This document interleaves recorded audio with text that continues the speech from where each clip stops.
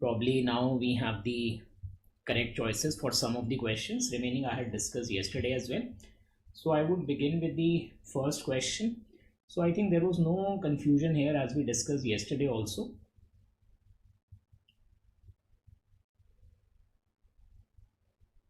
Yes, so which of the following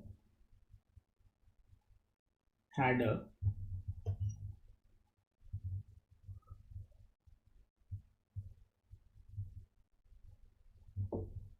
yes, so first question was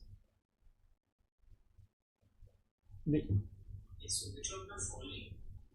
following is seen in high altitude, right? This was the first question.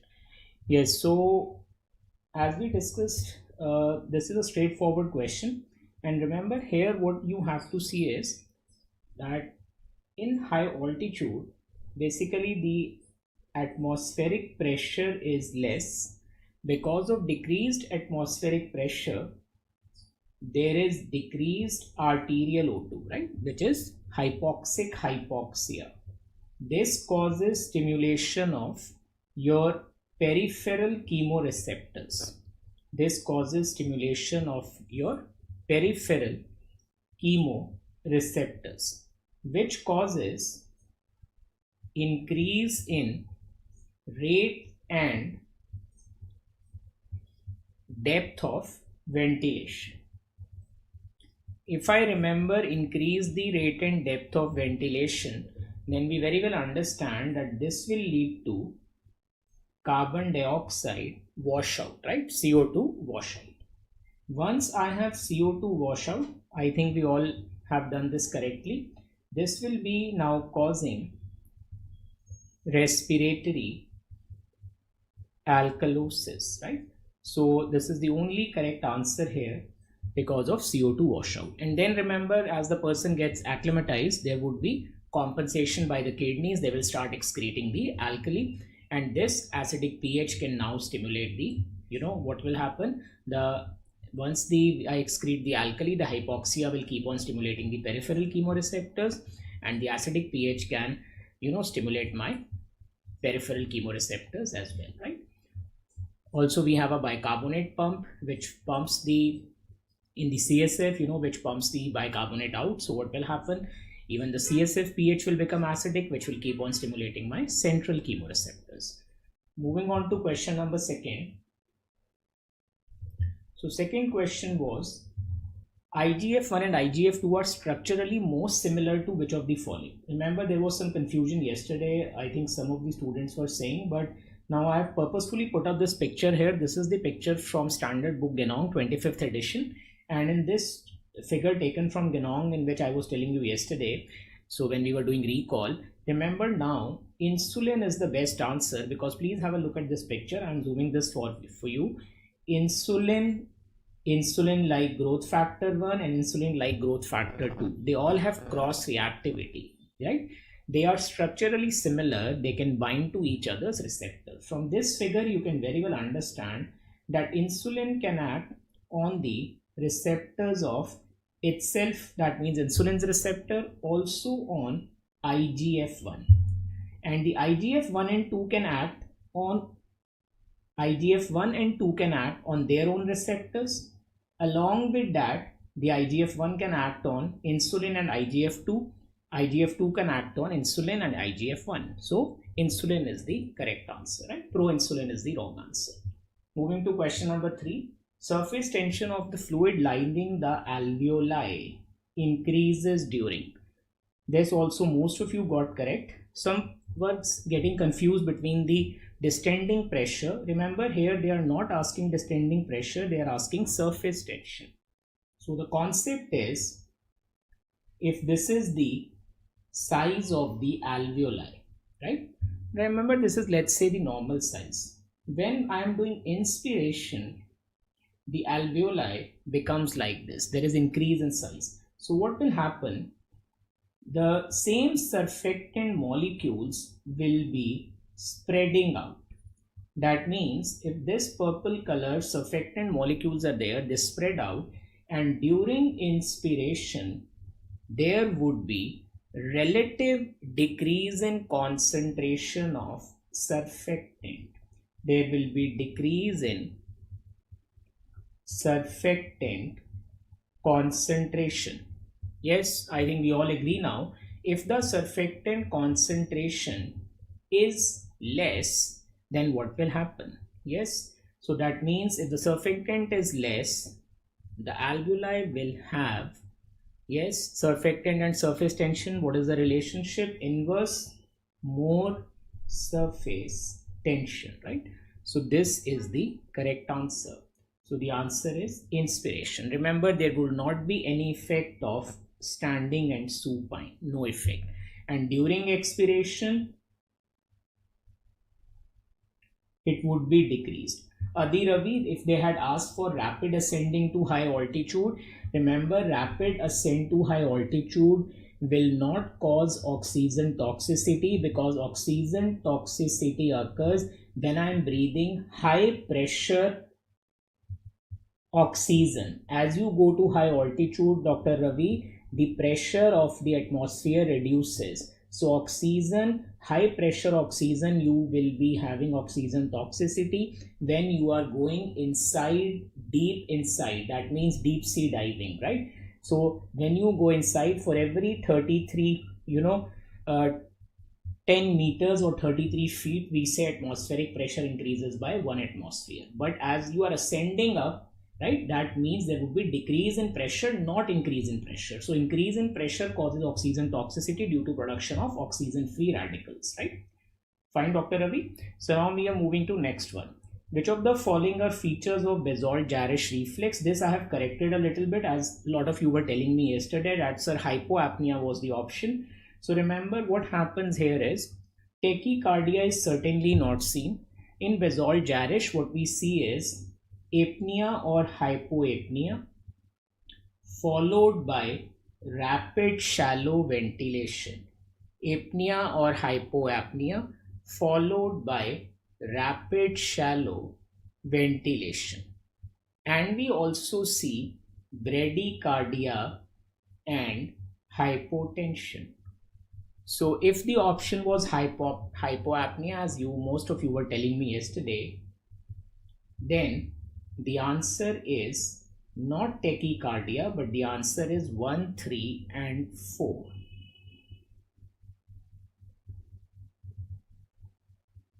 Dr. Chaitra Methi, I will say that you can join our first year classes and then you can join the Ultimate Life course, right? Along with Back to Basic, right? You will also get access to that course, right? Dr. Chaitra Methi. So moving on to question 5.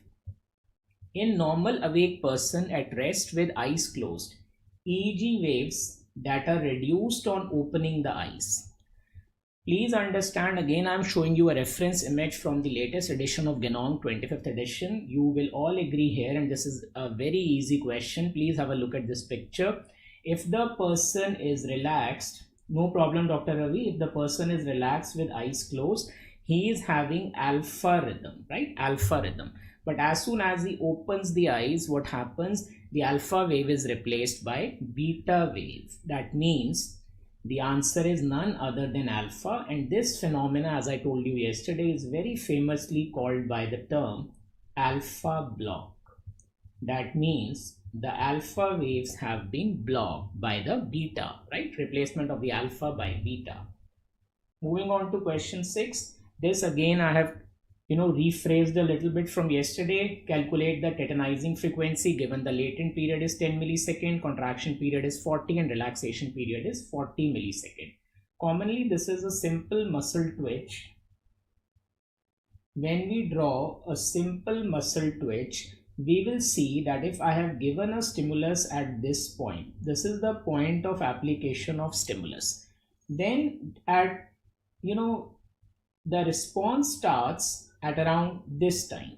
So in between the two, I have a period which we famously call as LP or latent period, which is given here as 10 millisecond.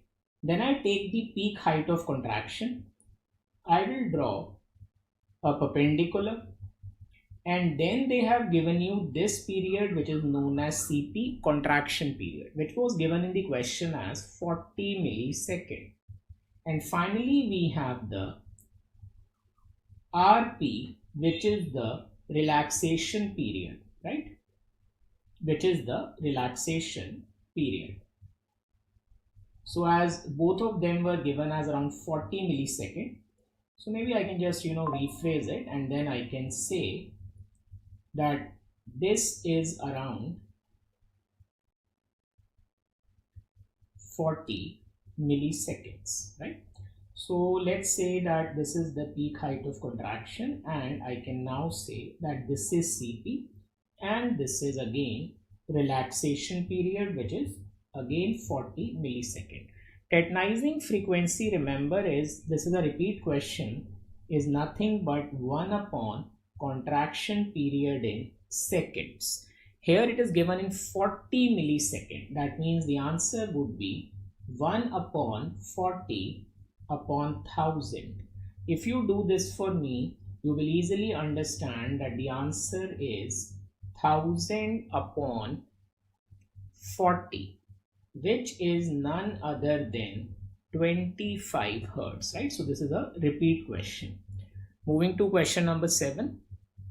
Which of the following is an example of feed forward mechanism? Now again, this question had some ambiguity, but to put it at rest, we can probably say that amongst the given options, heart rate increases from supine to standing. Remember, when you are in supine posture and you suddenly stand up, what will happen is there would be decrease in your venous return, which will cause increase in sympathetic nervous stimulation, which will cause increase in heart rate. So this is a negative feedback. Vasoconstriction in response to cooling or in response to cold weather. Then what will happen is in response to cold weather, so cooling or in response to cold weather. So if the outside weather is very cold, then what will happen?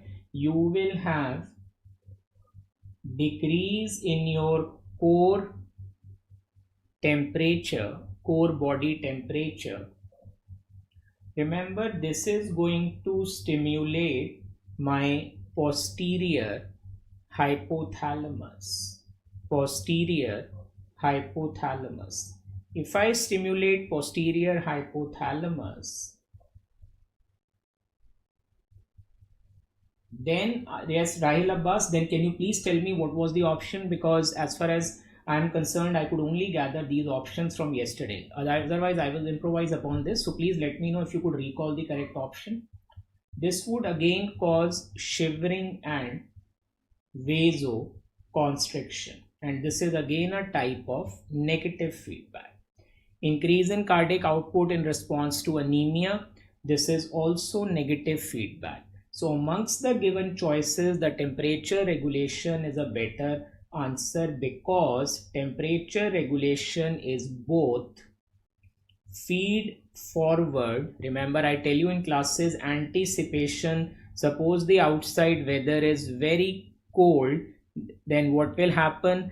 I would like to wear a sweater or a jacket so that I don't catch cold when I go outside. But despite or in spite of doing so, if I move out, then what can happen? If my core body temperature starts falling, then immediately posterior hypothalamus will be activated, which will trigger shivering and vasoconstriction to bring my core body temperature back to normal. That means temperature regulation is both feed forward and negative feedback. So Rahil Abbas, if temperature regulation was not there, to kya tha? Can you please recall and please share with me if you can remember as of now. I know exam has just happened, you must be under a little stress, but still if you could recall, it would be great, because most of the students had this temperature regulation thing which they told me. Amongst the following option, that is the only correct answer, right? So if I get any better options, I will change this answer and I will improvise upon it, right? Patient presents to OPD with fever. Which area is most likely involved? Now amongst the given options, we all understand. Now somebody was saying that there was infection causing fever. Doesn't matter in physiology. Remember, if you are having fever, then your anterior hypothalamus will be activated. and preoptic nucleus is a part of anterior hypothalamus. So the answer is none other than preoptic nucleus. Remember, there is no role of insular cortex, dorsomedial and paraventricular hypothalamus, right, or periventricular hypothalamus. Question number 9, again a controversial question. Which of the following is not a mechanism of action of ADH? So two actions we are very sure about. Increases water permeability in collecting duct. Yes, absolutely correct. Why? ADH almost increases 13 to 15% of water reabsorption in the late DCT and collecting duct. So this is absolutely correct. Increases absorption of urea in the medullary collecting duct. This is also true. Remember, ADH increases the synthesis of UTA1, urea transporter A1, thereby helping in increased urea absorption, right? Urea transporters, remember, are example of facilitated diffusion. So this is absolutely correct. Option number B as well. Thereby, remember, the ADH indirectly is causing more urea transporter synthesis, more urea absorption into medulla, more hyperosmolar medulla. More hyperosmolarity of the medulla means more water reabsorption. And we also have the aquaporins in the collecting duct. Increases absorption of sodium chloride. Some students were saying decrease, but then most of you were saying increase, so I have written increase here today. Increase absorption of urea in descending limb. Now, although both C and D are wrong, but if actually these were the options, then please remember there is a slight bit of, very slight absorption of urea in the TDL. Although it is very less, but slight bit of urea secretion or absorption occurs in thin descending limb. Amongst the given options, according to me, C is the best answer because sodium chloride absorption is increased in thin ascending limb, not due to ADH, but rather due to aldosterone, right? So my take on this is that if these were the actual options, I would go with C, right? Although both C and D are wrong, but C is by elimination because slight secretion of urea occurs in thin descending limb. So I would say probably C is a better answer.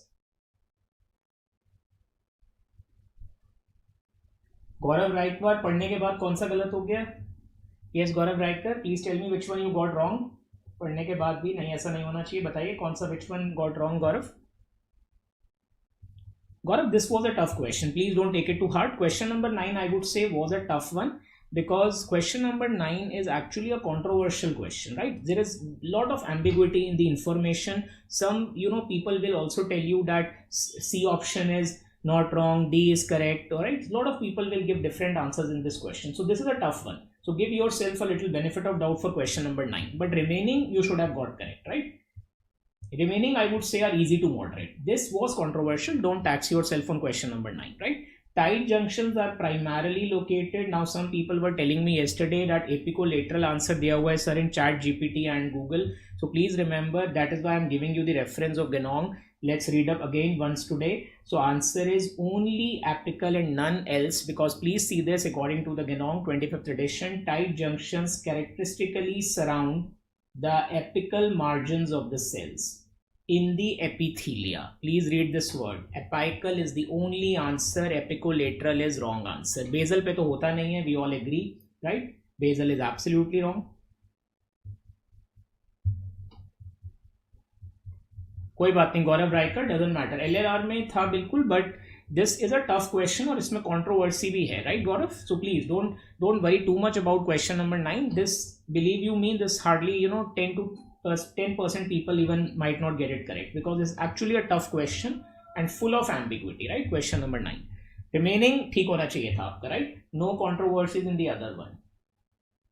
Amit Pathare, Dharma ma'am gave apicolateral, but I have given you reference of Genong. According to me, the answer is apical, right? I will have a word with her also, but I have given you the reference of our book if it is a physiology question as I will consider, then according to Genong, I'm exactly showing you the line because I don't want any controversy later, but still I will discuss with her. Dr. Amit, don't worry, I will update it once I go through it, right? But according to me, the answer is apical. That is a better answer, although she is, she might have given the answer because in some books apicolateral is also given. But please see the reference, apical should have been the answer, right? So that is all from my side. Once again, wishing you all a very best of luck and good wishes, for the upcoming result. And what has happened has happened. Now please don't waste your time. Start studying for the NEET. It's an entirely different ball game, the NEET exam. So please don't waste your any more time. Start studying. And if you have any queries, I'm here for you. You can share your any query, any question directly with me on my WhatsApp number. You all have my WhatsApp number. You can directly send me any query on the WhatsApp number in our Telegram channel. I will reply your query as quickly as possible, right? So thank you so much for patient listening, and once again, take care.